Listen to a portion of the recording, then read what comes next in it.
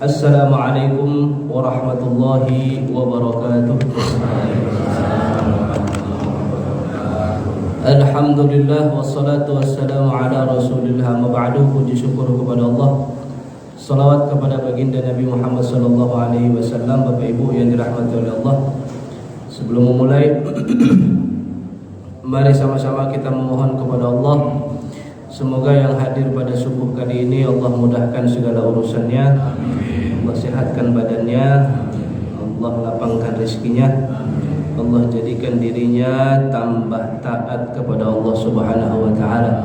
Ala hadhihi niyyah wa ala kulli niyyatin salihah. Al-Fatihah. A'udzubillah. Wa iyyaka nasta'in ihdinas siratal mustaqim.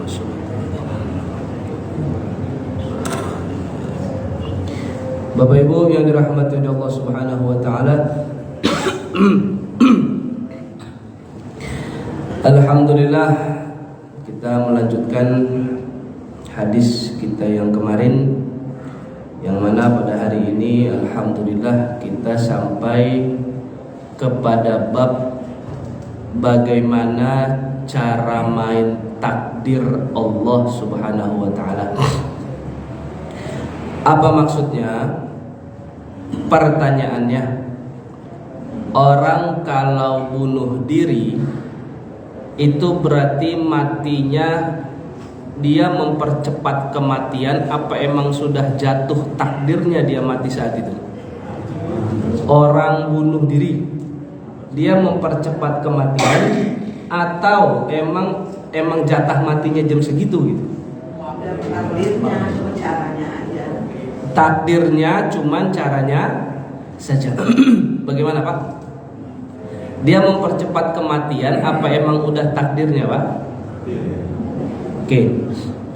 Ada dalil wala yu'akhirallahu nafsan idza jaa ajaluha, atau idza jaa ajaluha fala yastakhiruna sa'atan wa la yastaqdimun. Orang kalau sudah datang ajal itu enggak ada yang mampu memajukan atau memundurkan. Fulan bin Fulan di Lauhul Mahfuz tercatat meninggal hari A jam sekian saat cuaca lagi kian di tempat kian. Itu sudah ada aturan dan ketentuannya. Orang bunuh diri memang sudah jatah matinya jam segitu, cuman caranya yang dia pilih adalah bunuh diri. Apa maksudnya? Ada seorang perempuan pacaran. Anak zaman sekarang kan data di Kepolisian Republik Indonesia, muda-mudi yang bunuh diri tahun 2025 itu bisa 200-an orang karena patah hati. Tulisan wasiatnya itu wasiat patah hati. Ya, ABG zaman sekarang. Fulan bin Fulan habis patah hati. Jam 8 malam dia lihat kekasihnya selingkuh. Jam 8 malam ngelihat kekasihnya selingkuh, padahal sudah 7 tahun bersama. Perempuan ini mentalnya hancur, hatinya porak-poranda, dirinya putus asa. Cinta yang haram itu kan gampang sekali bikin putus asa. Ketika putus asa, dia berpikir, dan perempuan ini juga sudah memberikan segalanya buat si laki-laki. Yang harusnya dia jaga, dia kasih ke laki-laki. Jadi perempuan ini udah gak punya berliannya lagi. Karena putus asa, jam 8 malam ngelihat kekasihnya selingkuh, kepikiran pengen bunuh diri. Pulang dia ke kosan, dia rapihin baju-bajunya, dia nulis surat wasiat, mama, papa, adik-adik aku tercinta, bla bla bla bla bla. Jam 9 malam dia keluar rumah. Kira-kira pertanyaannya dalam dunia ini belokan cuma ada berapa, Pak? Nah, belokan cuma ada berapa? Cuma 2. Kalau nggak ke kanan, ya belok ke kiri. Dari kosannya dia, belok kiri itu jembatan sungai, belok kanan itu masjid. Belok kiri jembatan sungai, belok kanan masjid. Jam 8 dia pengen bunuh diri. Kira-kira dia terdorongnya belok kiri, belok kanan? Terdorong belok kiri, Pak. Jam 9 dia bingung nih, belok kanan ke masjid, belok kiri ke sungai. Dia ngambil jalan pintas belok kiri. Jam 10 kurang 5 dia loncat dari jembatan sampai kelelep di sungai. Jam 10 pas matilah dia. Matinya dia ternyata dalam takdir Allah, ya jam 10 pas. Kalau saja ketika dia bingung belok, dia ngambil belok kanan menuju masjid, ambil wudhu kemudian sholat, kira-kira dia mati juga nggak jam 10? Hah? Ya tetap mati, Pak. Karena emang jadwal matinya dia jam 10. Karena dia milih nyemplung ke sungai, maka dia mati dalam keadaan su'ul khatimah. Coba pas dia patah hati jam 9, pas dia bingung belok kanan belok kiri, dia ngambil belok kanan, ambil wudhu, sujud, ya Allah Pak, matinya dalam keadaan sujud. Tapi karena salah ngambil jalan, maka matinya dia su'ul khotimah. Ini rumus takdir perkara bunuh diri. Ya memang sudah jatahnya mati. Di Jepang, Pak, banyak kasus orang mau bunuh diri nggak jadi mati. Banyak nggak? Banyak. Udah loncat dari lantai 10 gedung berharap mati. Yang ada kecanduan judol, kelilit pinjol, lengkap banget itu. Kecanduan judi online, dapat uangnya dari pinjaman online. Di kos-kosan pengen bunuh diri, Pak. Saya nggak kasih tahu kos-kosannya lah. Pengen bunuh diri, dia ikat itu tali di plafon rumah kos-kosannya dia. Kan biasanya rumah itu genting ada kayu baloknya ya. Pas dia gantung baloknya patah. Ya berarti kan memang belum waktunya mati. Terlilit utang 130 jutaan. Hidupnya sudah putus asa. Kaburlah dia dari wilayah rumahnya ke luar Jawa. Di luar Jawa berharap masuk wilayah Jambi. Dia lewat sana, dia kena bajing loncat. Tahu bajing loncat? Iya, di wilayah Lahat itu. Dia berharap kena itu. Syukur-syukur pas kena dia dibunuh. Dia sengajain lewat Lahat, ketemu orang Lahat, ternyata dia dirawat. Yang katanya bajing loncat ternyata ngerawat orang, nolongin nih anak, dikiranya nih anak nyasar.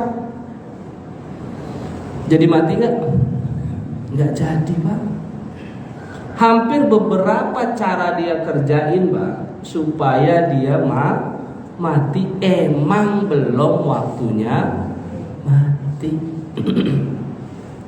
Ada orang kecelakaan beruntun, mobilnya ringsek. Kalau menurut kepolisian nyawanya tidak akan tolong. Pas mobil itu dia kehimpit 2 kontainer, Pak. Mobil kontainer, mobil dia sedan kecil terhimpit. Kalau menurut hitung-hitungan polisi ini orang mati.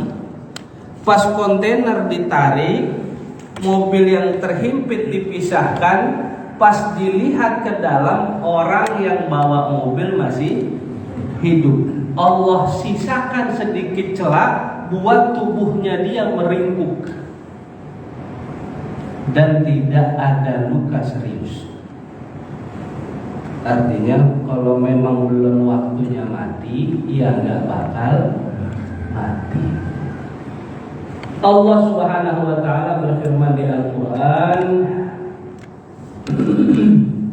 ya ayyuhalladzina amanu la ta'kulu amwalakum bainakum bil batili wa la taqtulu anfusakum innallaha kana bikum rahima.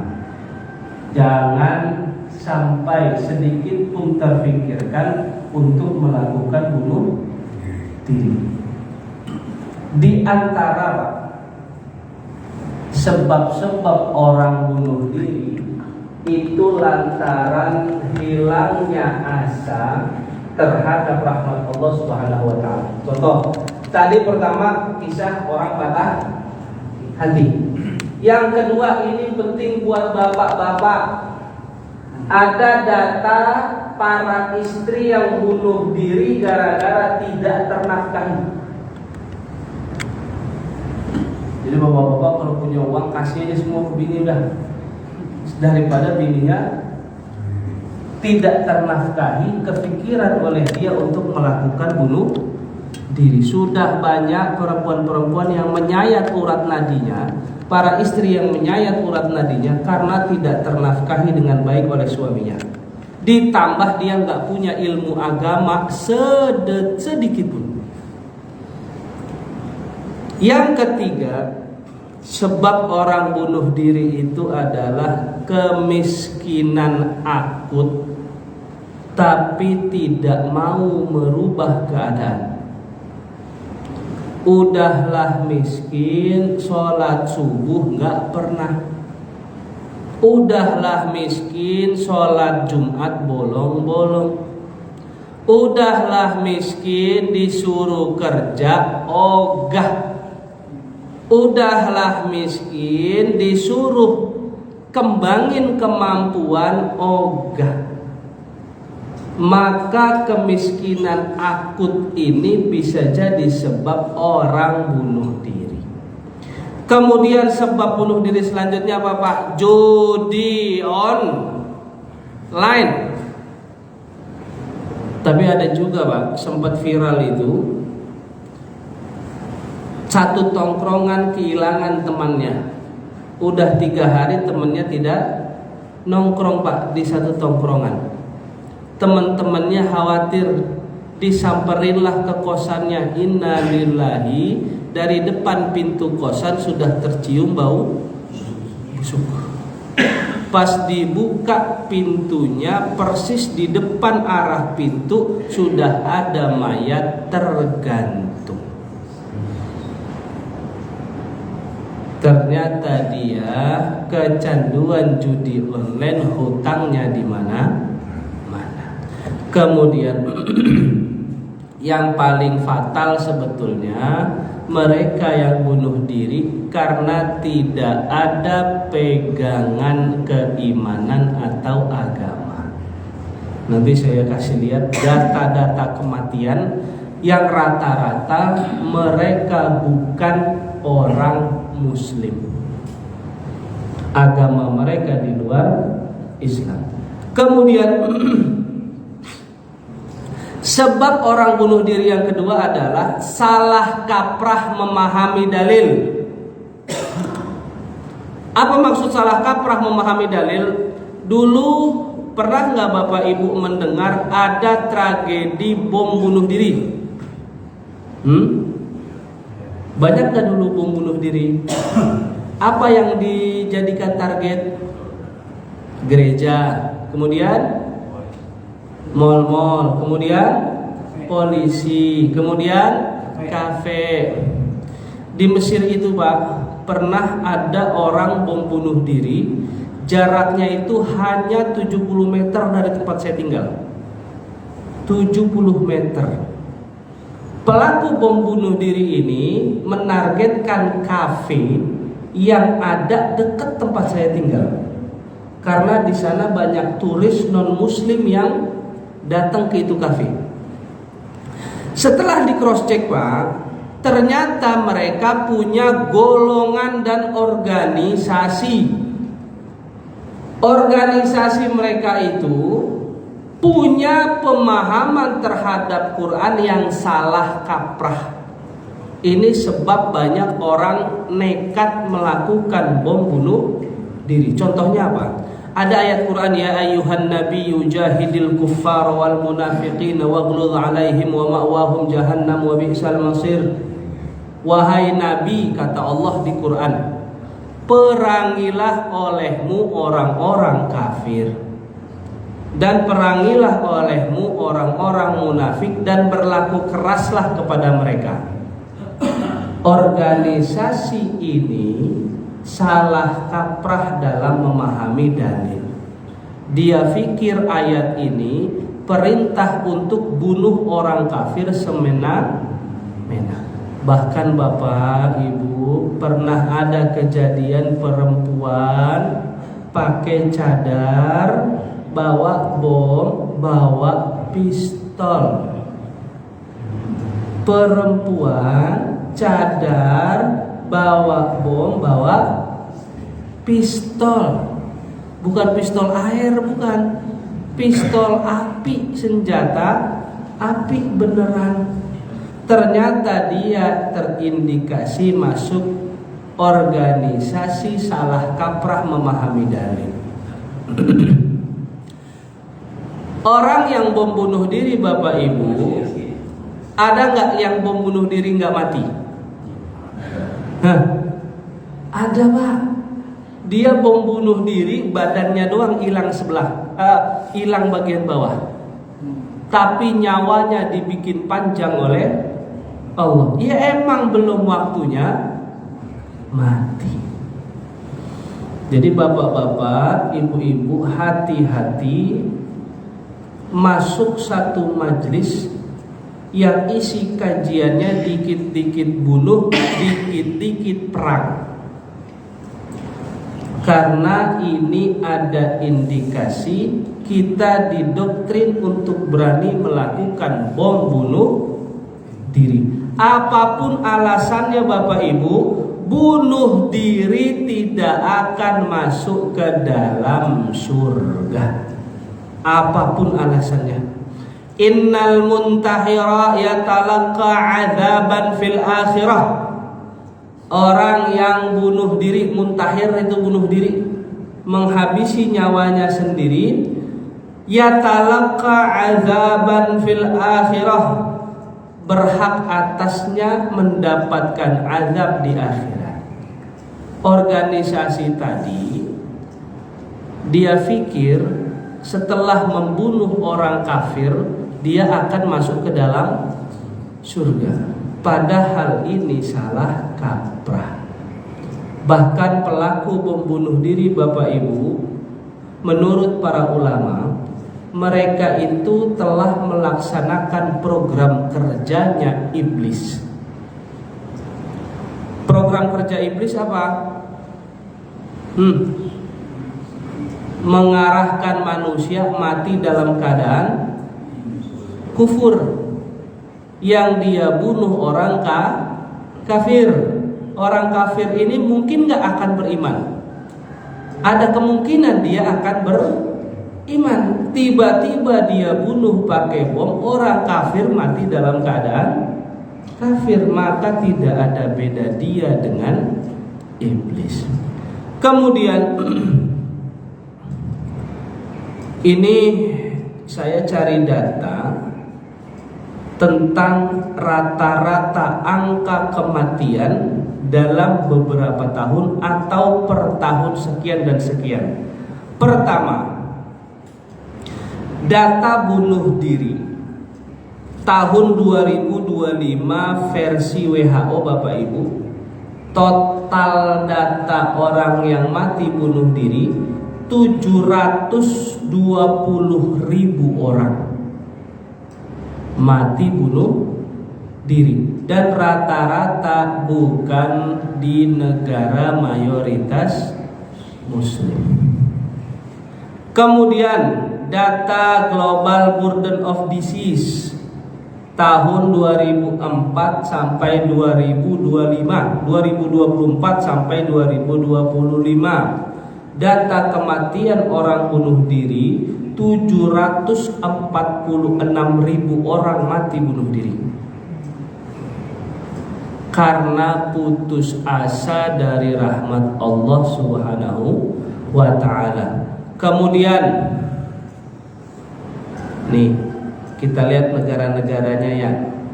Yang pertama United States. Di mana nih United States, Pak? Hah? Amin? Amerika. Data kematian di Amerika, total orang yang mati 49.000 orang. United Kingdom sama.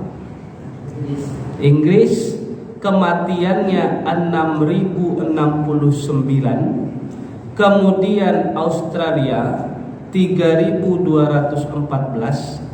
Kanada 4.447, Jepang yang mendominasi setelah Amerika.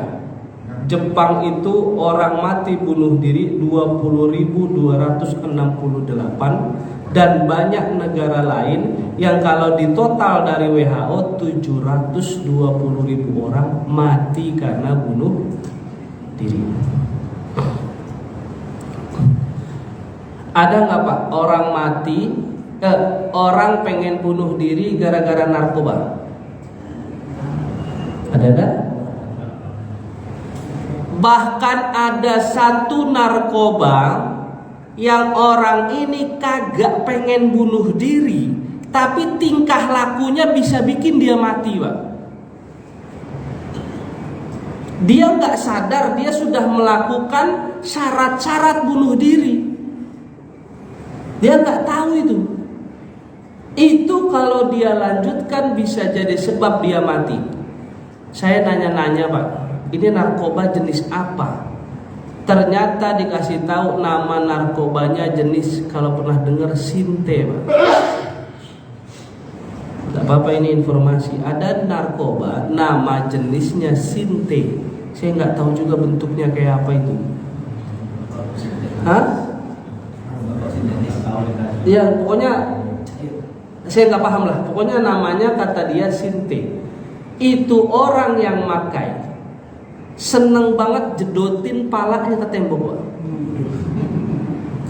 Dibilang ODGJ bukan, tapi tingkahnya kayak ODGJ. Itu kalau pala dijedotin terus, ya lama-lama ia modar, Pak. Bahkan pemakai Sinte ini ketika sudah masuk fase tak sadarkan diri, tingkah lakunya kayak orang kesurupan. Saya pernah jam 2 malam, rumah saya digedor sambil nangis-nangis, Pak.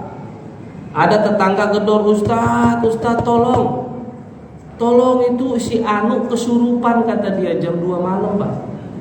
Kita lagi asik-asik tidur, rumah digedor kayak gedor maling, Pak.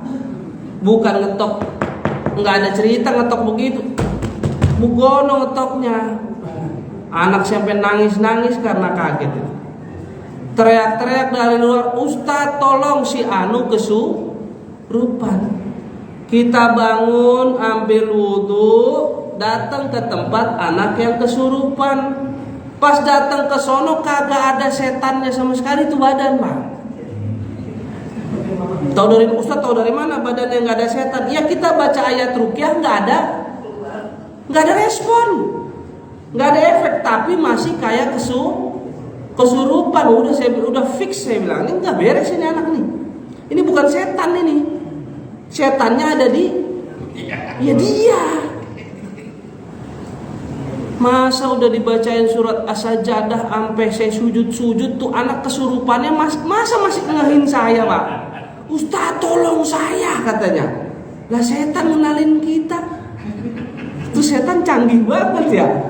Ustaz tolong saya, napas saya setengah Ustaz. Saya mau mati nih kayaknya, kata dia. Tapi sambil kayak orang kesurupan. Saya sudah feeling ini anak kayaknya bukan kesurupan. Pasti ada sesuatu nih anak. Panggillah temennya.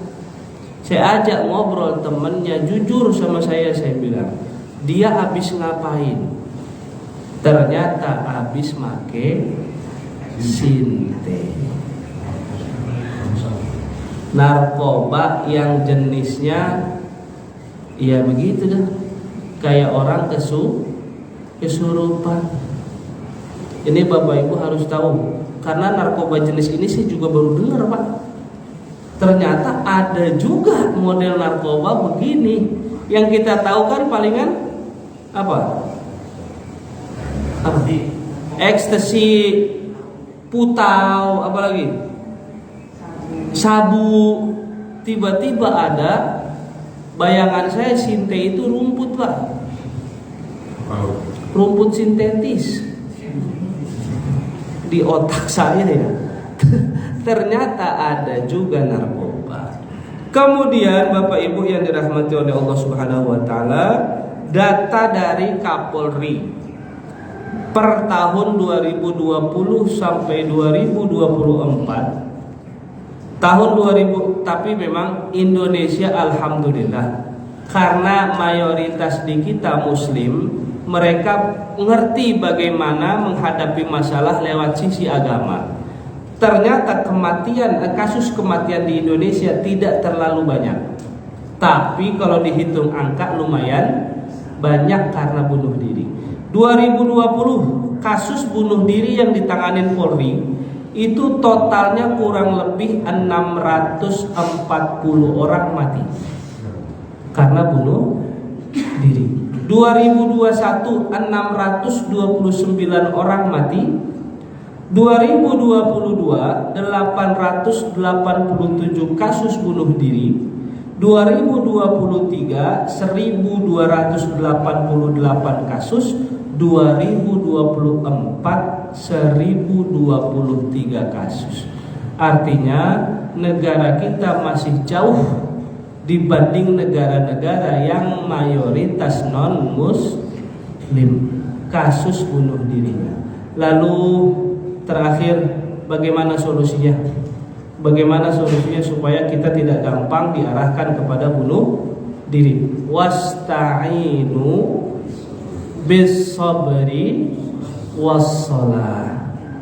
Minta tolonglah kepada Allah dari semua masalah yang kita hadapin dengan sabar dan salat. As-sabru kas-sabiri murru fi madaqatih lakin awaqibahu ahla minal asal. Sabar itu kayak nelen getah, pahit memang di lidah, tapi akibatnya lebih manis daripada madu. Baik Bapak Ibu yang dirahmati oleh Allah Subhanahu wa taala, intinya adalah tolong sampaikan kepada siapapun yang sedang terlilit masalah, yang sedang terlilit hutang, yang sedang belum tahu solusi dari masalah hidupnya, jangan akhiri hidup dengan bunuh diri, karena biar bagaimanapun bunuh diri itu menghadirkan murka Allah yang mana akan kekal di dalam neraka kecuali Allah mengampunkan atas rahmatnya. Wassallallahu ala khairi khalqihi Muhammadin wa ala alihi wa ashabihi